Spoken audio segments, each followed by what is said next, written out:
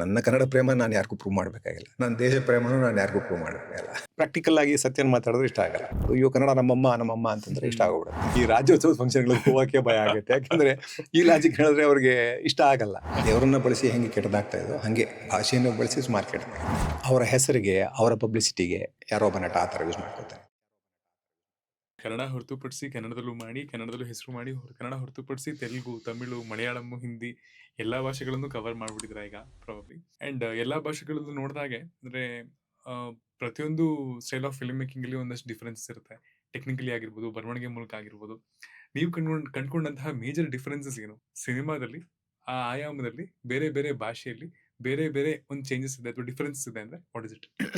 ಆಯಾ ಸಿನಿಮಾ ಅಂದರೆ Kannada cinema, Tamil cinema ಅಂತ ಭಾಷಾವಾರು ಪ್ರಾಂತ್ಯದ ಮೇಲೆ ನಾವು ರಾಜ್ಯಗಳನ್ನ ಡಿವೈಡ್ ಮಾಡಿರೋದ್ರಿಂದ ಅದ್ರ ಮೇಲೆ ಡಿವೈಡ್ ಮಾಡಿದ್ರೆ ನಾವು ಸಿನಿಮಾ ಕೂಡ ಅಲ್ಲಿಯ ಸಿನಿಮಾ ಸಂಸ್ಕೃತಿ ಜೊತೆಗೆ ಅಲ್ಲಿಯ ಸಿನಿಮಾ ಉದ್ಯಮ ಇವೆಲ್ಲದರ ಮೇಲೆ ಅಲ್ಲಿಯ ವರ್ಕ್ ಕಲ್ಚರ್ ಡಿಸೈಡ್ ಆಗುತ್ತೆ. ಜೊತೆಗೆ ಅವರ ಸಿನಿಮಾ ಸಂಸ್ಕೃತಿ ಅಲ್ಲದೆ ಅವರ ಜನಸಂಸ್ಕೃತಿ, ಅವರ ರಾಜಕೀಯ, ಅವರ ಅವರ ಪ್ರಾಮುಖ್ಯತೆ ಏನು, ಅಲ್ಲಿ ಮಾತಿಗೆ ಎಷ್ಟು ಅವಕಾಶ ಇದೆ, ಯಾರ ದನಿ ಇದೆ, ಏನು ಸಮಸ್ಯೆಗಳಿವೆ, ಇವೆಲ್ಲವೂ ಆ ಸಿನಿಮಾಗಳನ್ನ ನಿರ್ಧಾರ ಮಾಡ್ತಾ ಇರ್ತವೆ. ಸೊ ಹಾಗೆ ನೋಡೋಕೆ ಹೋದರೆ ಎಲ್ಲವೂ ಒಂದೊಂದು ಬೇರೆ ಬೇರೆ ಥರದ್ದೇ ಮಾಧ್ಯಮಗಳು. ಇವತ್ತಿನ ಮಲಯಾಳಂ ಸಿನಿಮಾ ಎತ್ಕೊತಾ ಇರುವಂಥ ವಿಷಯಗಳು, ಅವರ ಸಿನಿಮಾಗಳು, ಅವರ ಲಿಮಿಟೇಷನ್ ಒಳಗಡೆ ಕೆಲಸ ಮಾಡ್ತಾ ಬಂದು ತುಂಬ ಎಫೆಕ್ಟಿವ್ ಆಗಿ, ಅಂದರೆ ಅಲ್ಲಿಯ ಎಜುಕೇಷನ್ ಕೂಡ ತುಂಬ ಮುಖ್ಯ ಆಗುತ್ತೆ. ಸಿನಿಮಾ ಬೆಳವಣಿಗೆಗೆ ಅವರ ಲಿಟ್ರಸಿ ರೇಟ್ ಕೂಡ ಮುಖ್ಯ. ಲಿಟ್ರಸಿ ರೇಟ್ ಜೊತೆಗೆ ಸಿನಿಮಾ ಲಿಟ್ರಸಿ ಏನಿದೆ ಅದನ್ನು ಕಂಟಿನ್ಯೂಸ್ ಆಗಿ ಕಾನ್ಸ್ಟೆಂಟ್ ಆಗಿ ಬೆಳೆಸ್ಕೊಂಡು ಒಳ್ಳೆ ಸಿನಿಮಾಗಳಿಗೆ, ಅಂದರೆ ಪ್ರಯೋಗಶೀಲ ಸಿನಿಮಾಗಳಿಗೆ, ಸೀರಿಯಸ್ ಸಿನಿಮಾಗಳಿಗೆ ಅವ್ರನ್ನ ಎಕ್ಸ್ಪೋಸ್ ಮಾಡ್ಕೊಂಡು ಕಂಟಿನ್ಯೂಸ್ ಆಗಿ ಬಂದಿರಲ್ಲ, ಅದು ಇವತ್ತಿನ ಅವರ ಮಾರ್ಕೆಟ್ನಲ್ಲಿ ರಿಫ್ಲೆಕ್ಟ್ ಆಗ್ತಾ ಇದೆ. ಇವತ್ತಿಗೆ ಯಾಕೆ ಮಲಯಾಳಂ ಸಿನಿಮಾಗಳಿಗೆ ಎಲ್ಲ ಕಡೆ ಅಷ್ಟು ದೊಡ್ಡ ಮಾರ್ಕೆಟ್ ಇದೆ ಅಂತಂದರೆ, ಅಂದರೆ ನೋಡುಗರಿದ್ದಾರೆ ಅಂತಂದರೆ ಯಾವ ಥರ ಸಿನಿಮಾ ಮಾಡೋದು ನೋಡೋಕೆ ರೆಡಿ ಇದ್ದಾರೆ. ಸೊ ಅದು ಎಕ್ಸ್ಪೆರಿಮೆಂಟ್ಗಳಿಗೆ ಅವಕಾಶ ಕೊಡುತ್ತೆ. ನಮ್ಮಲ್ಲಿ ಏನಾಯಿತು, ಮಧ್ಯದಲ್ಲೆಲ್ಲೋ ಒಂದು ಕಡೆ ದಾರಿ ತಪ್ಪಿ ನಾವು ಒಂದೇ ಥರ ಸಿನಿಮಾಗಳನ್ನ ಮಾಡೋಕ್ಕೆ ಹೋಗಿ, ಯಾವುದೋ ಸಕ್ಸಸ್ ಫಾರ್ಮುಲನ್ನ ಹಿಡ್ಕೊಂಡು ಹೋಗಿ ಒಂದು ಸಿನಿಮಾ ಗೆಲ್ತು ಅಂದರೆ ಅದೇ ಥರ ಮತ್ತೆ ಮಾಡೋಕ್ಕೆ ಹೋಗಿ, ನಮ್ಮ ಲ್ಯಾಕ್ ಆಫ್ ಕ್ರಿಯೇಟಿವ್ ಚಾಯ್ಸ್ ಏನಿದೆ ಅದರಿಂದ ನಾವು ಒಂದಷ್ಟು ದಾರಿಗಳನ್ನ ಕಳ್ಕೊಂಡಿದ್ವಿ. ಈಗ ಮತ್ತೆ ಒಂದಷ್ಟು ಇಂಟ್ರೆಸ್ಟಿಂಗ್ ಆಗಿ ಆಗ್ತಾ ಇದೆ. ಬಟ್ ಇಲ್ಲಿ ಮಧ್ಯದಲ್ಲಿ ಸಮಸ್ಯೆ ಏನಾಯಿತು ಅಂದರೆ, ನಮಗೆ ಸಿನಿಮಾ ಆಡಿಯನ್ಸ್ನ ಕಳ್ಕೊಂಡ್ಬಿಟ್ವಿ ಅನ್ಸುತ್ತೆ ಎಲ್ಲ ಒಂದು ಕಡೆ. ಸೊ ಆ ಆಡಿಯನ್ಸ್ನ ಮತ್ತೆ ಸಿನಿಮಾಗೆ ತೊಗೊಂಬರೋದು, ಥಿಯೇಟರ್ ಕರ್ಕೊಂಬರೋದು ಕಷ್ಟ ಆಗ್ತಾ ಇದೆ. ಇವತ್ತಿನ ದಿನ ಒಳ್ಳೆ ಸಿನಿಮಾಗಳನ್ನ ಮಾಡಿದ್ರು ಅವ್ರನ್ನ ಕರ್ಕೊಂಬರೋದು ಕಷ್ಟ ಆಗ್ತದೆ. ನೀವು ಕೂಡ ಎಕ್ಸ್ಪೀರಿಯನ್ಸ್ ಮಾಡಿರ್ತೀರ ಅಂತ. ಕಷ್ಟ ಇದೆ ಅಂದರೆ ಸಿನಿಮಾ ಆಸ್ ಅ ಬಿಸ್ನೆಸ್ ಬದಲಾಗೋಗ್ಬಿಟ್ಟಿದೆ ಇಲ್ಲ. ಇವತ್ತು ಪಬ್ಲಿಸಿಟಿಯ ಅಂದರೆ ವಿಧಾನಗಳು ಬದಲಾಗೋಗ್ಬಿಟ್ಟಿವೆ. ಹೊಸ ವಿಧಾನಗಳು ಬಂದ್ಬಿಟ್ಟಿವೆ. ಎಷ್ಟೊಂದು ಥರದಿದೆ. ಎಷ್ಟೊಂದು ಜನ ಪಾಡ್ಕಾಸ್ಟರ್ಸ್ ಇರ್ತಾರೆ, ಎಷ್ಟೊಂದು ಜನ ಇನ್ಫ್ಲುಯೆನ್ಸರ್ ಇರ್ತಾರೆ. ಎಲ್ಲರಿಗೂ ನೀವು ಎಲ್ಲರ ಮೂಲಕನೂ ಮಾಡಬೇಕು ಪಬ್ಲಿಸಿಟಿ ಅಂದರೆ ಸಿಕ್ಕಾಪಟ್ಟೆ ದುಡ್ಡು ಬೇಕಾಗುತ್ತೆ. ಅಷ್ಟೊಂದು ದುಡ್ಡಿರುವಂಥ ಸಿನಿಮಾಗಳು ಎಲ್ಲಿವೆ ಈಗ. ಸೊ ಈಗಂತೂ ಮೊಬೈಲ್ ತನಕ ಎಂಟರ್ಟೈನ್ಮೆಂಟ್ ಅನ್ನೋದು ಬಂದ್ಬಿಟ್ಟು ಏನಾಗಿದೆ, ನಿಮ್ಗೆ ಎಂಟರ್ಟೈನ್ಮೆಂಟ್ ಅಲ್ಲೇ ಸಿಗ್ತಾ ಇರ್ಬೇಕಾದ್ರೆ ನೀವು ಅದಕ್ಕಿಂತ ದೊಡ್ಡ ಎಂಟರ್ಟೈನ್ಮೆಂಟ್ ಕೊಡಬೇಕು, ಅಥವಾ ಅವರ ಬುದ್ಧಿಗೆ ಕೆಲಸ ಕೊಡಬೇಕು, ಇಲ್ಲ ಆಡಿಯನ್ಸ್ನ ಇದನ್ನು ನೋಡೋದಕ್ಕೂ ನೀವು ರೆಡಿ ಮಾಡಿ ಇಟ್ಕೊಂಡಿರ್ಬೇಕು. ನಮ್ಗಲ್ಲಿ ಸಮಸ್ಯೆ ಆಗಿರೋದು, ಈಗ ಬೇರೆ ಸಿನಿಮಾಗೆ, ತಮಿಳು ಸಿನಿಮಾಗೂ ಕನ್ನಡ ಸಿನಿಮಾಗೂ, ಅಥವಾ ಮಲಯಾಳಂ ಸಿನಿಮಾಗೂ ತಮಿಳು ಸಿನಿಮಾಗೂ ಸಮಸ್ಯೆಗಳಿದೆ.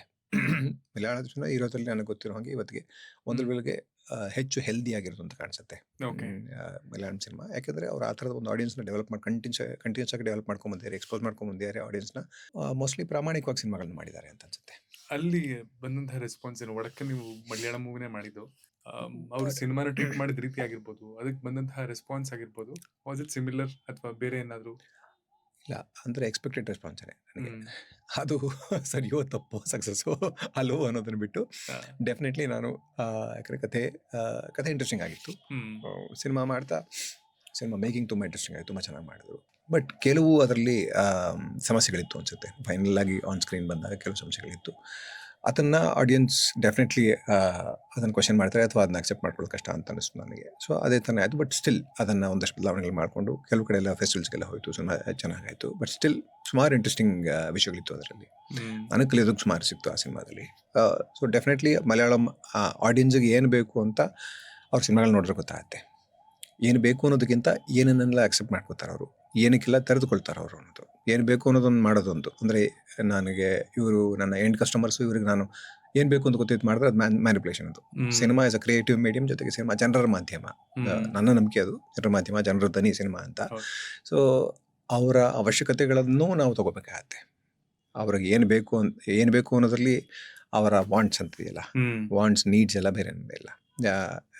ವಾಂಟ್ ಅನ್ನೋದು ಬೇರೆ, ಅಂದರೆ ಅದು ಎಲ್ಲವನ್ನು ನನ್ನ ನೆಸೆಸಿಟೀಸ್ ಎಲ್ಲ, ನನ್ನ ಅವಶ್ಯಕತೆಗಳೆಲ್ಲ ಸಂಪೂರ್ಣ ಆದಮೇಲೆ ನನಗೆ ಇದು ಬೇಕು ಅಂತ.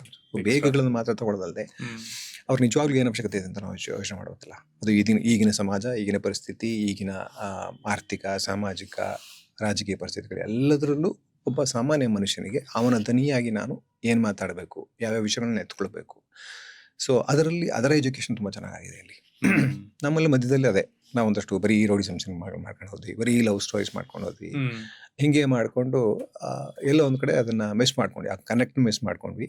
ಆಡಿಯನ್ಸ್ನ ಜೊತೆಗೆ ಬೆಳೆಸ್ಕೊಂಡು ಹೋಗುವಂಥ ಅವಕಾಶ ಮಿಸ್ ಮಾಡ್ಕೊಂಡ್ವಿ. ಅಷ್ಟೊಂದು ಅದ್ಭುತವಾದ ಸಾಹಿತ್ಯ ಇದ್ದು ಈ ಭಾಷೆಯಲ್ಲಿ, ಅಷ್ಟೊಂದು ಶ್ರೀಮಂತ ಸಾಹಿತ್ಯ ಇದ್ದು, ಶ್ರೀಮಂತ ಸಿನಿಮಾ ಇದ್ದು, ಮಧ್ಯದಲ್ಲಿ ಒಂದು ಕಡೆ ದಾರಿ ಕಳ್ಕೊಂಡಿದ್ವಿ. ಈಗ ಮತ್ತೆ ವಾಪಸ್ ಬರೋದಕ್ಕೆ ಪ್ರಯತ್ನ ಆಗ್ತಾ ಇದೆ. ಸುಮಾರು ಜನ ದಿ ಡೂಯಿಂಗ್ ವೆರಿ ವೆಲ್. ಈ ತರ ಒಳ್ಳೊಳ್ಳೆ ಪಾತ್ರಗಳನ್ನ ಬೇರೆ ಬೇರೆ ಕಡೆ ಮಾಡ್ಕೊಂಡು ಬಂದಾದ್ಮೇಲೆ ಇಲ್ಲಿ ಕೇಳುವಂತಹ ಕೆಲವು ಪಾತ್ರಗಳು ಅಥವಾ ಬೇರೆ ಯಾವುದೇ ಲ್ಯಾಂಗ್ವೇಜ್ ಅಲ್ಲಿ ಆಗ್ಲಿ, ಕೆಲವು ಪಾತ್ರಗಳನ್ನ ಚೂಸ್ ಮಾಡ್ಬೇಕಾದ್ರೆ ಒಂದು ಕ್ರೈಟೀರಿಯಾ ಇರುತ್ತೆ ಕಿಶೋರ್ ಅವ್ರಿಗೆ. ಈಗ ಅಟ್ಲೀಸ್ಟ್ ಇಲ್ಲ ನಾನು ಇಂತರ ಪಾತ್ರಗಳನ್ನ ಮಾಡ್ತೀನಿ ಅಥವಾ ನನ್ನಿಂದ ಕಾಂಟ್ರಿಬ್ಯೂಟ್ ಆದ್ರೆ ಅದು ಒಳ್ಳೆ ಫಿಲ್ಮ್ಸ್ಗೆ ಆಗ್ಲಿ ಅನ್ನೋ ತರದ್ದು ತತ್ವ ಬರುತ್ತಾ? ನನ್ನಿಂದ ಕಾಂಟ್ರಿಬ್ಯೂಟ್ ಆಗುತ್ತೆ ಅನ್ನೋ ಅಂತ ಭ್ರಮೆ ಎಲ್ಲ ನನಗಿಲ್ಲ. ಬಟ್ ಸ್ಟಿಲ್ ನನಗೆ ಖುಷಿ ಕೊಡ್ಬೇಕಲ್ಲ ನಾನು ಮಾಡೋ ಕೆಲಸ. ಸೊ ಮೊದಲು ನನಗೆ ಖುಷಿ ಕೊಡಬೇಕು. ಜೊತೆಗೆ ನನ್ನ ನಂಬಿಕೆಗಳು ಅಂದ್ರೆ ನನ್ನ ಜನಪರವಾದ ನಂಬಿಕೆಗಳು ಏನಿದೆ, ಯಾವುದು ಸರಿಯಾದ ಸಿನಿಮಾ ಅಂತ ನನಗೆ ಅನ್ಸುತ್ತೆ ಅದನ್ನಾರು ಎಲ್ಲ ಒಂದ್ ಕಡೆ ಹೇಳ್ತಾ ಇರಬೇಕಲ್ಲ. ಸೊ ಅದೆಲ್ಲ ಇದ್ದು ನಾನು ಖಂಡಿತ ಅದ್ರ ಭಾಗ ಆಗಿರ್ತೀನಿ. ಖಂಡಿತ ಡೆಫಿನೆಟ್ಲಿ ಅವೆಲ್ಲವೂ ಮ್ಯಾಟರ್ ಆಗುತ್ತೆ. ಅಂಡ್ ಸಮಸ್ಯೆಗಳ ಬಗ್ಗೆ ಮಾತಾಡ್ತಾ ಇದ್ರಿ. ಮಲಯಾಳಂನಲ್ಲಿ ಕಡಿಮೆ ಸಮಸ್ಯೆ ಇದೆ, ತಮಿಳ್ ಫಿಲ್ಮ್ಗಳಲ್ಲಿ ಸಮಸ್ಯೆ ಇಲ್ಲ ಅಂತಲ್ಲ ಅಂತ ಹೇಳ್ತೀರಿ. ಸೊ ನಾನು ಇಂಟರಪ್ಟ್ ಮಾಡಿದೆ. ತಮಿಳ್ನಲ್ಲೂ ಹಾಗೆ ಮಧ್ಯ ಅಲ್ಲೂ ಆಗ್ತಾ ಇದೆ. ಅಲ್ಲಿಂದ್ರೆ ಈಗ ಮಲಯಾಳಂನಲ್ಲೂ ನಿಧಾನಕ್ಕೆ ಶುರು ಆಗಿದೆ. ಒಂದು ಗ್ಯಾಪ್ ಇತ್ತಲ್ಲ, ಈ ದೊಡ್ಡ ಕಮರ್ಷಿಯಲ್ ಬಿಗ್ ಬಡ್ಜೆಟ್ ಸಿನಿಮಾಗಳಿಗೂ ಮಧ್ಯದಲ್ಲಿ ಸೀರೀಸ್ ಸಿನಿಮಾಗಳಿಗೂ. ಆ ಗ್ಯಾಪ್ನ ಬ್ರಿಡ್ಜ್ನ ಮುಂಚೆ ತುಂಬ ಒಳ್ಳೊಳ್ಳೆ ಡೈರೆಕ್ಟರ್ಗಳು ಬ್ರಿಡ್ಜ್ ಮಾಡ್ಕೊಂಡು ಬಂದಿದ್ರು. ಈಗ ಮಣಿರತ್ನ ಬರ್ಬೋದು, ಬಾಲಚಂದರ್, ಬಾಲು ಮಹೇಂದ್ರ, ಭಾರತಿರಾಜ, ಇವ್ರೆಲ್ಲರೂ ಅದನ್ನು ಬ್ರಿಡ್ಜ್ ಮಾಡ್ಕೊಂಡು ಬಂದಿದ್ರು. ಮಲಯಾಳಂನಲ್ಲಿ ಕಂಟಿನ್ಯೂಸ್ ಆಗೋದಿದೆ ಕೆಲಸ. ಕಂಟಿನ್ಯೂಸ್ ಆಗಿ ಎಲ್ಲ ಥರದ ಸಿನಿಮಾಗಳು ಆಗ್ತಾ ಇದ್ವು. ಜೊತೆಗೆ ಅಂಥ ಡಿಸ್ಪ್ಯಾರಿಟಿ ಇರಲಿಲ್ಲ ಬಿಗ್ ಬಡ್ಜೆಟ್ ಸಿನಿಮಾಗೂ ಚಿಕ್ಕ ಸಿನಿಮಾಗೂ. ಈಗ ಅಲ್ಲೂ ಶುರು ಆಗಿದೆ.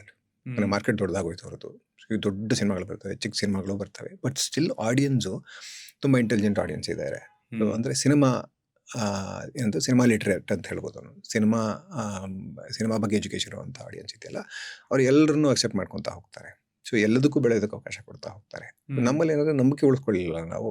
ನಮ್ಮ ಸೀರಿಯಸ್ ಆಡಿಯನ್ಸ್ ಎಲ್ಲ ಮನೇಲಿ ಕೂತ್ಕೊಂಡ್ಬಿಟ್ರು, ಅಯ್ಯೋ ಕನ್ನಡ ಸಿನಿಮಾ ಇದೇ ಮಾಡ್ತಾರೆ ಅಂತ ಅಂದ್ಬಿಟ್ಟು. ಸೊ ಬಟ್ ಸ್ಟಿಲ್ ಅಲ್ಲಲ್ಲಿ ಒಳ್ಳೆ ಸಿನಿಮಾ ಬಂದಾಗ ಒಂದು ಸ್ವಲ್ಪ ಅತಿ ಭಾವುಕರು ಆಗಿರೋದ್ರಿಂದ ನಮ್ಮ ಜನ ಅವಾಗ ಕನ್ನಡ ಪ್ರೇಮ ಬಿಡಿ, ಕನ್ನಡ ಸಿನಿಮಾ ಉಳಿಸಿ ಅಂತ ಹೇಳ್ತಾರೆ. ಅವಾಗ ಒಂಥರ ಸಿನಿಮಾಗಳು ಉಳ್ಕೊತವೆ. ಬಟ್ ಮಧ್ಯದಲ್ಲಿ ತೀರಾ ಸದ್ದು ಮಾಡದಂಥ ತುಂಬ ಡೀಸೆಂಟ್ ಅಟೆಂಪ್ಟ್ಗಳು ಕಾಣಿಸ್ದಂಗೆ ಹೊರಟೋಗ್ಬಿಡ್ತವೆ. ಅದ್ರ ಜೊತೆಗೆ ಸುಮಾರು ಟ್ಯಾಲೆಂಟನ್ನು ಕಳ್ಕೊಂಡ್ಬಿಡ್ತೀವಿ ನಾವು. ಸೊ ಅದಕ್ಕೆ ತುಂಬ ಎಚ್ಚರ ಇರಬೇಕಾಗತ್ತೆ. ಸೊ ಅದು ಎಲ್ಲರ ಜವಾಬ್ದಾರಿ, ಸಿನಿಮಾ ಮೇಕರ್ನ ಜವಾಬ್ದಾರಿ, ಪ್ರೇಕ್ಷಕನ ಜವಾಬ್ದಾರಿ, ಎಲ್ಲರ ಜವಾಬ್ದಾರಿ. ಒಂದು ಭಾಷೆ ಸಿನಿಮಾ ಉಳ್ಕೊಂಡ್ರೆ ಆ ಜನರ ದನಿ ಉಳ್ಕೊಂಡ ಹಾಗೆ, ಜನರ ಒಂದು ಕ್ರಿಯೇಟಿವ್ ಎಕ್ಸ್ಪ್ರೆಷನ್ ಉಳ್ಕೊಂಡ ಹಾಗೆ, ಜನರ ಆರ್ಟ್ ಎಕ್ಸ್ಪ್ರೆಷನ್ ಉಳ್ಕೊಂಡ ಹಾಗೆ, ಜನರ ಆರ್ಟ್ ಅಪ್ರಿಸಿಯೇಷನ್ ಉಳ್ಕೊಂಡ ಹಾಗೆ, ಜೊತೆಗೆ ಸಮಾಜದ ಸ್ವಾಸ್ಥ್ಯ ಉಳ್ಕೊಂಡ ಹಾಗೆ. ಯಾಕಂದರೆ ಕಲೆ ಅನ್ನೋದು ಸುಮ್ಮನೆ ನಾವು ಜನಮಾಧ್ಯಮ ಬರೀ ಎಜುಕೇಷನ್ನು ಅಥವಾ ಸಮಾಜ ಸುಧಾರಣೆನೋ ಅಲ್ಲದೇನೆ ಒಂದು ಅದು ಬ್ರೈನ್ಗೆ ಬೇರೆನೇ ಥರ ತಟ್ಟುವಂಥ ಇದು. ನಮ್ಮ ಇದುವರೆಗೂ ನಾವೆಲ್ಲ ಹುಚ್ಚರಾಗದೇ ಇದ್ದೀವಿ ಅಂದರೆ ಅದಕ್ಕೆ ಕಲೆ ತುಂಬ ಮುಖ್ಯ ಆಗಿದೆ. ಈಗಿನ ಒತ್ತಡ ಜೀವನದಲ್ಲಿ ನಮಗೆ ಇನ್ನೊಂದು ಕಥೆಯನ್ನು ಕೇಳ್ತಾನೋ, ಒಂದು ಹಾಡನ್ನು ಕೇಳ್ತಾನೋ, ಒಂದು ಡ್ಯಾನ್ಸನ್ನ ನೋಡ್ತಾನೋ, ಬೇಕಾದಷ್ಟು ಮನಸ್ಸು ರಿಲ್ಯಾಕ್ಸ್ ಆಗುತ್ತೆ. ಜೊತೆಗೆ ಮನಸ್ಸನ್ನು ಮತ್ತೆ ಇನ್ನೊಂದು ನಾಳಿನ ಹೊಡೆದಾಟಗಳಿಗೆ ಸಿದ್ಧ ಮಾಡಿಬಿಡುತ್ತೆ. ಸೊ ಒಂದು ಲೆವೆಲ್ಗೆ ಸೇನಿಟಿನ ಉಳಿಸ್ಕೊಳ್ಳೋಕ್ಕೆ, ಅಂದರೆ ನಮ್ಮ ಮಾನಸಿಕ ಸ್ವಾಸ್ಥ್ಯನ ಸ್ಥಿಮಿತವನ್ನು ಉಳಿಸ್ಕೊಳ್ಳೋದಕ್ಕೂ ಕಲೆ ಕಾಂಟ್ರಿಬ್ಯೂಟ್ ಮಾಡ್ತಾ ಇರುತ್ತೆ. ಅದ್ರ ಮೂಲಕನೇ ಸುಮಾರು ವಿಷಯಗಳನ್ನ ಮಾತಾಡ್ತಾ ಇರುತ್ತೆ, ಅದ್ರ ಮೂಲಕನೇ ಚಿಂತನೆಗೆ ಹಚ್ತಾ ಇರುತ್ತೆ. ಸೊ ಸಮಾಜ ಸ್ವಾಸ್ಥ್ಯಕ್ಕೆ ಈ ಥರದ ಮಾಧ್ಯಮಗಳು ಉಳ್ಕೊಳ್ಳೋದು ತುಂಬ ಮುಖ್ಯ. ಅದು ಎಲ್ಲ ಭಾಷೆಗಳಲ್ಲೂ ಸಹ. ಬರೀ ಕನ್ನಡ ಸಿನಿಮಾ ಉಳಿಬೇಕು ಅಂತ ಹೇಳಲ್ಲ.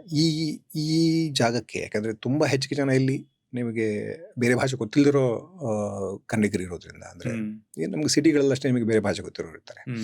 ಸೊ ಕನ್ನಡ ಸಿನಿಮಾ ಉಳ್ಕೊಳ್ಳಿಲ್ಲ ಅಂದರೆ ಇವರೆಲ್ಲರೂ ಡಿಸ್ಕನೆಕ್ಟ್ ಆಗೋಗ್ಬಿಡ್ತಾರೆ, ಸಮಾಜದಿಂದ ಡಿಸ್ಕನೆಕ್ಟ್ ಆಗುತ್ತೆ. ಯಾಕಂದರೆ ಸಮಾಜದ ದನಿ ಇಲ್ಲಿ, ಸಮಾಜದ ರಿಫ್ಲೆಕ್ಷನ್ ಇದು. ನಮಗೆ ಸಮಾಜದ ಕನ್ನಡಿ ತೋರಿಸುವಂಥ ಒಂದು ಸಿನಿಮಾ ಇರೋದಿಲ್ಲ. ಭಾಷೆ ಸಿನಿಮಾ ವೀಕ್ ಆಗ್ತಾ ಹೋದರೆ ಅವಾಗ ಏನಾಗುತ್ತೆ, ಬರೀ ಉದ್ಯಮ ಉಳ್ಕೊಂಡ್ಬಿಡುತ್ತೆ. ಅವ್ರಿಗೆ ಏನು ಬೇಕೋ ಅದನ್ನು ಮಾತ್ರ ಮಾತಾಡ್ತೀವಿ. ಸುಮ್ಮನೆ ಕನ್ನಡ ಅಂತ ಒಂದು ಹಾಡು ಹಾಕ್ತೀವಿ. ಅದರಲ್ಲಿ ನಮ್ಗೆ ಓಟ್ ಬಂದಂಗೆ ರಾಜಕಾರಣಿಯಾಗಿ ಹಿಂದೂ ಮುಸ್ಲಿಂ ಅಂತ ಮಾತಾಡಿ ಓಟ್ ತಗೋತಾನೋ.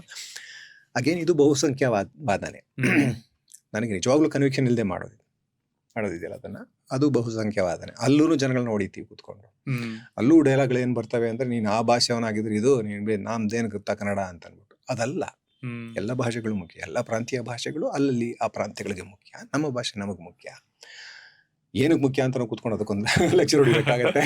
ಇಲ್ಲ ಈ ಬರೀ ಬಾಯಿ ಹಾಗಾಗಿ ಮಾತು. ನಾನು ಈ ರಾಜ್ಯೋತ್ಸವದ ಫಂಕ್ಷನ್ಗಳಿಗೆ ಹೋಗಕ್ಕೆ ಭಯ ಆಗುತ್ತೆ. ಯಾಕಂದ್ರೆ ಈ ಲಾಜಿಕ್ ಹೇಳಿದ್ರೆ ಅವ್ರಿಗೆ ಇಷ್ಟ ಆಗಲ್ಲ. ಪ್ರಾಕ್ಟಿಕಲ್ ಆಗಿ ಸತ್ಯನ ಮಾತಾಡಿದ್ರೆ ಇಷ್ಟ ಆಗಲ್ಲ. ಭಾವುಕವಾಗಿ ಹೇಳಿದ್ರೆ ಇಷ್ಟ ಆಗೋದು. ಅಯ್ಯೋ ಕನ್ನಡ ನಮ್ಮಮ್ಮ ಅಂತಂದ್ರೆ ಇಷ್ಟ ಆಗೋಗ್ಬಿಡುತ್ತೆ. ಅಂದ್ರೆ ನಾವು ಅತಿ ಭಾವುಕ ಜೀವಿಗಳು. ಆ ಅತಿ ಭಾವುಕತೆ ಸಂತೋಷನೇ. ಅಂದ್ರೆ ಅದರಿಂದ ಉಳ್ಕೊಳ್ಳೋ ಹಾಗಿದ್ರೆ, ಅದರಿಂದ ಒಳ್ಳೇದಾಗ ಹೋಗಿದ್ರೆ ಸಂತೋಷನೇ. ಆದರೆ ದೇವರನ್ನ ಬಳಸಿ ಹೆಂಗೆ ಕೆಟ್ಟದಾಗ್ತಾ ಇದೋ ಹಾಗೆ ಭಾಷೆಯನ್ನು ಬಳಸಿ ಸುಮಾರು ಕೆಟ್ಟದಾಗುತ್ತೆ. ಈ ಅತಿ ಭಾವುಕತೆಯನ್ನು ಬಳಸಿ ತುಂಬಾ ಕೆಟ್ಟ ಕೆಲಸಗಳಾಗ್ತವೆ. ಡಿವೈಡ್ ಮಾಡ್ತಾರೆ, ಅದರಿಂದ ಹೊಡಿತಾರೆ, ಅದನ್ನ ನಾವು ಓಟ್ ಹಾಕಿ ಕನ್ವರ್ಟ್ ಮಾಡ್ಕೊತಾರೆ. ಎಲ್ಲ ರಾಜಕಾರಣಿಗಳೇ ಮೆಜಾರಿಟಿ ಇದನ್ನ ಬೆನಿಫಿಟ್ ಮಾಡ್ಕೊಳ್ಳೋರು. ಅಷ್ಟಲ್ಲದೆ ರಾಜಕೀಯದಲ್ಲಿರೋಲ್ದೆ ಅಧಿಕಾರದಲ್ಲಿರೋರು ಇದನ್ನ ಬಳಸ್ಕೊಂತಾರೆ, ಅಥವಾ ಅವರ ಹೆಸರಿಗೆ, ಅವರ ಪಬ್ಲಿಸಿಟಿಗೆ. ಈಗ ಯಾರೋ ಒಬ್ಬ ನಟ ಆ ಥರ ಯೂಸ್ ಮಾಡ್ಕೋಬೋದು. ಭಾಷೆನ ಬಳಸಿ ಅವನು ಡೆಫಿನೆಟ್ ಆಗಿ ಅದನ್ನ ಅಡ್ವಾಂಟೇಜ್ ಬಳಸ್ಕೋದಲ್ಲ. ನಾನು ಕನ್ನಡ ಮಾಡ್ತೀನಿ, ಕನ್ನಡದ್ದೇ ಮಾತಾಡ್ತೀನಿ ಅಂತ ಅಂದ್ಬಿಟ್ಟು ಕನ್ನಡ ಅಂತ ಮಾತಾಡ್ಬಿಟ್ರೆ ಕನ್ನಡದವ್ರಲ್ಲಿ ನಾವು ಸಪೋರ್ಟ್ ಮಾಡ್ತೀವಲ್ವಾ. ಉದ್ದೇಶ ಅದಾಗಿಲ್ದೆ ನಿಜವಾಗ್ಲೂ ಕನ್ನಡದವ್ರು. ಈಗ ರಾಜ್ಕುಮಾರ್ ಮಾಡಿದ್ರು, ಗೋಕಾಕ್ ಚಳವಳಿ ನಿಂತ್ಕೊಂಡ್ರು. ಸೊ ಅವ್ರ ಸಿನಿಮಾಗಳು ನೋಡ್ರೆ ಗೊತ್ತಾಗುತ್ತೆ, ಅವ್ರ ಸಿನಿಮಾ ಮೂಲಕ ಅವರು ಅದರಿಂದ ಬೆನಿಫಿಟ್ ತಗೊಳಕ್ಕೆ ಅಂತ ಮಾಡಲಿಲ್ಲ. ಆ ಕಲೆ ಈಗ ನನ್ನ ಕೆಲಸ ಅಂತ ಅನ್ಕೊಂಡು ಮಾಡ್ತಾ ಹೋದ್ರು ಅಷ್ಟೇ. ಅವ್ರು ಯಾವ ಪ್ರತಿಫಲಾಪೇಕ್ಷೆನೂ ಇಲ್ಲದೆ ಮಾಡ್ಕೊಂಡು ಹೋದಂತ ಕಾರ್ಯ ಅದು ಗೊತ್ತಾಗುತ್ತೆ, ನಿಮ್ಮ ಕೆಲಸದಲ್ಲೇ ಗೊತ್ತಾಗುತ್ತೆ. ಸೊ ಆ ಥರ ಇದ್ದಾಗ ಓಕೆ. ಸೊ ಅದನ್ನ ಬಳಸ್ಕೊಂಡು, ಆ ಅತಿ ಭಾವುಕತೆಯನ್ನು ಬಳಸ್ಕೊಂಡು ಈ ತರ ಲಾಭ ಪಡ್ಕೊಳ್ಳೋರು ಸುಮಾರು ಜನ ಇರ್ತಾರೆ. ಬಿಕಾಸ್ ಏನಕ್ಕೆಂದ್ರೆ ಬಾಯಿ ಮಾತಲ್ಲಿ ಕನ್ನಡ ಅಥವಾ ಕಮೆಂಟ್ಸ್ ಅಲ್ಲಿ ಕನ್ನಡ ಅನ್ನೋದನ್ನ ಯೂಸ್ ಮಾಡೋದು ಮನಸ್ಸಿಂದ ಎಷ್ಟರ ಮಟ್ಟಿಗೆ ಇರುತ್ತೋ ನನಗೆ ಗೊತ್ತಿಲ್ಲ. ಈ ತರದ ವಿಷಯಗಳಲ್ಲಿ ಬಂದಾಗ ನೀವು ಬೇರೆ ಬೇರೆ ಭಾಷೆಗಳನ್ನ ನಡೆಸ್ತಾ ಇರ್ತೀರಾ, ಕನ್ನಡದಲ್ಲಿ ಜಾಸ್ತಿ ನಡೆಸಲ್ಲ ಅನ್ನೋ ಟೀಕೆಗಳು ಬಂದಿದೆ ನಿಮ್ಗೆ? ತುಂಬಾ ಜನ ಕೇಳಿದಾರ? ಇಲ್ಲ, ನಾನು ಮಾಡ್ತಾನೆ ಇದ್ದೀನಿ, ಕಂಟಿನ್ಯೂಸ್ ಆಗಿ ಮಾಡ್ತಾನೆ ಇದ್ದೀನಿ. ನಿಜ, ಅಲ್ಲಿ ಹೊರಗಡೆ ಸಿಕ್ಕೋ ದುಡ್ಡು ಸಿಗದೆ ಹೋದ್ರು ಎಲ್ರು ನನಗೆ ಗೊತ್ತಿರೋಂಗೆ ಎಲ್ರು ಕನ್ನಡದಲ್ಲಿ ಯಾರು ಆಕ್ಟರ್, ಈ ಪ್ರಕಾಶ್ ರಾಜ್ ಸರ್, ರಮೇಶ್ ಅವರಲ್ಲಿಂದ ಬಂದ ಮಾತು. ಎಲ್ಲ ಕಡೆ ಹೊರಗಡೆ ಇನ್ನೂ ದೊಡ್ಡ ರೆಕಗ್ನಿಷನ್ ಇತ್ತು, ದುಡ್ಡು ಇತ್ತು. ಅವ್ರು ಯಾಕೆ ಇಲ್ಲಿ ಬಂದ್ ಮಾಡ್ತಾರೆ ಅಂದ್ರೆ, ಇಲ್ಲೂ ಬಿಡಿ ಸಿನಿಮಾಗಳನ್ನ ಮಾಡ್ತಾರೆ, ದುಡ್ಡೇ ತಗೊಳ್ಳದೆ ಸಿನಿಮಾಗಳು ಮಾಡ್ತಾರೆ. ಯಾಕೆ ಮಾಡ್ತಾರೆ ಅಂದ್ರೆ ಎಲ್ರಿಗೂ ಅದೊಂದಿರುತ್ತೆ, ನನ್ನ ಭಾಷೆ ಸಿನಿಮಾ ಚೆನ್ನಾಗಬೇಕು, ನನ್ನ ಭಾಷೆ ಸಿನಿಮಾಲಿ ಕೆಲಸ ಮಾಡಬೇಕು ಅನ್ನೋದು ಇದ್ದೇ ಇರುತ್ತೆ. ಸೊ ಹಂಗೆ ಎಲ್ರು ಮಾಡ್ತಾನೆ ಇರ್ತೀವಿ. ಅದು ಯಾರೇ ಏನೇ ಮಾತಾಡಿದ್ರು ಅದು ಮಾಡ್ತೇವೆ. ಅದನ್ನ ಅದೇ ನನ್ನ ಕನ್ನಡ ಪ್ರೇಮ ನಾನು ಯಾರಿಗೂ ಪ್ರೂವ್ ಮಾಡಬೇಕಾಗಿಲ್ಲ, ನನ್ನ ದೇಶ ಪ್ರೇಮನೂ ನಾನು ಯಾರಿಗೂ ಪ್ರೂವ್ ಮಾಡಬೇಕಾಗಿಲ್ಲ. ಒಳಗಡೆ ನಂದಿರುತ್ತೆ. ಜೊತೆಗೆ ಅದೆಲ್ಲವೂ ಅದಕ್ಕೆ ಈಗ ಹೆಂಗೆ ಅಂದರೆ ಹೆಮ್ಮೆ ಅಂತ ಮಾತಾಡ್ಕೊಳ್ಳೋದು. ನಾನು ಮಾತಾಡೋದಿಲ್ಲ ಯಾಕೆ ಅಂತಂದರೆ ಅದೆಲ್ಲ ಆಕಸ್ಮಿಕವಾಗಿ ಆದದ್ದು, ಅದರಲ್ಲಿ ಕಾನ್ಷಿಯಸ್ ಡಿಸಿಷನ್ ಅನ್ನೋದು ಏನೂ ಇಲ್ಲ, ನಮ್ಮ ಸಾಧನೆ ಏನಿಲ್ಲ. ಅದನ್ನು ನಾನು ಹೆಮ್ಮೆ ಪಡೋಕ್ಕಾಗಲ್ಲ, ಬಟ್ ಖಂಡಿತ ಖುಷಿ ಪಡ್ಬೋದು. ಅದ್ರ ಖುಷಿ ಇದೆ, ಇಷ್ಟೊಂದು ಶ್ರೀಮಂತ ಭಾಷೆ ಅನ್ನೋದು ಖುಷಿ ಇದೆ. ನಾನೇ ಕನ್ನಡ ಮೇಷ್ಟ್ರು, ಸೊ ನಾನು ಹೋಗಿ ಯಾರಿಗೂ ಪ್ರೂವ್ ಮಾಡಬೇಕಾಗಲ್ಲ ನನ್ನ ಕನ್ನಡ ನನಗೆ ಇಷ್ಟ ಅಂತ. ನಾನು ಸೈನ್ಸ್ ಇದನ್ನ ಬಿಟ್ಟು CBZ ಮಾಡಿದ್ದು ನಾನು ಡಿಗ್ರಿಯಲ್ಲಿ. ಅದನ್ನ ಬಿಟ್ಟು ಕನ್ನಡಕ್ಕೆ ಹೋಗಿ ಕನ್ನಡ ಕಲಿತೆ, ಕನ್ನಡ MA ಮಾಡಿದೆ. ಅಲ್ಲಿ ಕಲಿತೆ ಅನ್ನೋದಕ್ಕಿಂತ ಮೇಷ್ಟ್ರ ಆದ್ಮೇಲೆ ಕಲಿತೆ. ಸೊ ಕನ್ನಡ ಮೇಷ್ಟ್ರ ಆಗಿದ್ದು ನಾನು ಯಾರಿಗೂ ನನ್ನ ಕನ್ನಡ ಪ್ರೇಮಿ ಅಲ್ಲ ಅಂತ ಯಾರು ಹೇಳಿದ್ರು ನನಗೇನು ಬೇಜಾರಿಲ್ಲ, ಅವ್ರು ಹೇಳ್ಕೊಂಡು ಹೋಗ್ಲಿ. ಕನ್ನಡದ ಬಗ್ಗೆ ನನ್ನ ಪ್ರೀತಿ, ನನ್ನ ಗೌರವ, ನನ್ನ ನಂಬಿಕೆ ಅದು ಬೇರೆನೆ. ಸೊ ನಾನು ಈ ಥರ ಇವ್ರ ಥರ ಕನ್ನಡನೇ ನಮ್ಮಮ್ಮ ಅಂತ ಭಾವುಕವಾಗಿ ಮಾತಾಡಿ ಎಲ್ಲರನ್ನು ಮೋಸ ಮಾಡಿ ನಾನು ಶಬಾಷ್ಗಿರಿ ಇಟ್ಸ್ಕೊಳ್ಳೋ ಅವಶ್ಯಕತೆ ನನಗಿಲ್ಲ. ಅಂದ್ರೆ ಆ ಥರ ಅವಶ್ಯಕತೆ ಇಲ್ಲ, ಯಾರಿಗೂ ಅವಶ್ಯಕತೆ ಇಲ್ಲ. ಅದು ಭಾಷೆ ಯಾಕೆ ಮುಖ್ಯ ಅಂತ ತಿಳ್ಕೊಂಡ್ರೆ ಅಷ್ಟು ಸಾಕು, ಅವಾಗ ಉಳಿಸ್ಕೊಂತೀವಿ ಎಲ್ಲ ಭಾಷೆಗಳು. ನಮ್ಮಲ್ಲಿರೋ ಡೈವರ್ಸಿಟಿ ಅದು, ಜೊತೆಗೆ ಅನುಭವದ ಜ್ಞಾನ ಆ ಭಾಷೆಯಲ್ಲೇ ಇದೆ. ಯಾಕಂದ್ರೆ ಯಾವತ್ತೂ ಇದೆಲ್ಲವೂ ಮೋಸ್ಟ್ ಪ್ರಾಬ್ಲಿ ಇಂಗ್ಲೀಷು ಏನೋ ಒಂದು ಟ್ರಾನ್ಸ್ಫರ್ ಆಗೋಗ್ಬಿಟ್ರೆ ಸಾಧ್ಯ ಆಗಲ್ಲ, ತುಂಬಾ ಕಷ್ಟನೇ. ನಮ್ಮಲ್ಲಿರೋ ಇಷ್ಟೊಂದೆಲ್ಲ ಡಿಸ್ಪ್ಯಾರಿಟಿ ಬೇರೆ ಇಟ್ಟಿದೀವಲ್ಲ, ರೈತನು ಬಡವ, ಮೇಷ್ಟ್ರು ಬಡವ, ಎಲ್ಲರನ್ನೂ ಹಂಗೆ ಇಟ್ಟಿರುವಾಗ ಎಲ್ಲ ಈ ಇಂಗ್ಲೀಷ್ ಭಾಷೆ ಎಲ್ಲರನ್ನೂ ತಲುಪಿ ಎಲ್ಲ ಅನುಭವಗಳನ್ನು ಇಂಗ್ಲೀಷಿಗೆ ನಾವು ಭಾಷಾಂತರ ಮಾಡ್ಕೊಳ್ಳೋದು ಭಾರಿ ಕಷ್ಟ. ಜೊತೆಗೆ ಕೆಲವು ಸಾಧ್ಯವೂ ಇಲ್ಲ. ಅಲ್ಲಿ ಅನುಭವಗಳು, ಅಲ್ಲಿನ ಜೀವನ ಸತ್ಯ ಎಲ್ಲವೂ ಈ ಭಾಷೆಯಲ್ಲಿ ಸಿಕ್ಕದಂಗೆ ಎಲ್ಲೂ ಸಿಕ್ಕಕ್ಕೆ ಸಾಧ್ಯ ಇಲ್ಲ. ಸೊ ಅಲ್ಲಿ ತನಕ ಈ ಭಾಷೆ ಉಳ್ಕೊಳ್ಳುತ್ತೆ. ಹಾಗಾಗಿ ಉಳ್ಕೋಬೇಕು ಈ ಭಾಷೆ ಅಥವಾ ಎಲ್ಲ ಭಾಷೆಗಳು.